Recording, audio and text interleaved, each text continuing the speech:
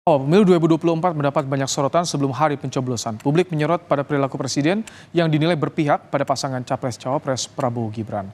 Kendati presiden sempat menyatakan tak ikut kampanye secara resmi, namun presiden secara aktif dan intens melakukan safari keliling Jawa Tengah sekaligus membagikan bansos yang jumlahnya beda tipis dengan bansos saat menghadapi pandemi COVID-19. Bansos di tahun 2024 mencapai 496 triliun rupiah. Dan saya ingin menegaskan kembali bahwa ASN, TNI, Polri, termasuk BIN harus netral.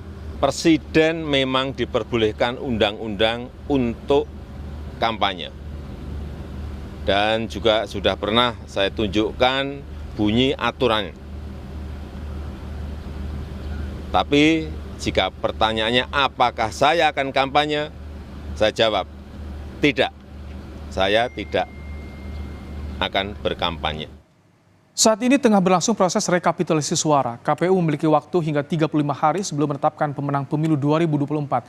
Nanti, saudara, di tanggal 20 Maret 2024 akan diumumkan hasil oleh KPU sebelum nanti pada 20 Oktober akan ada pengucapan sumpah atau janji presiden dan wakil presiden.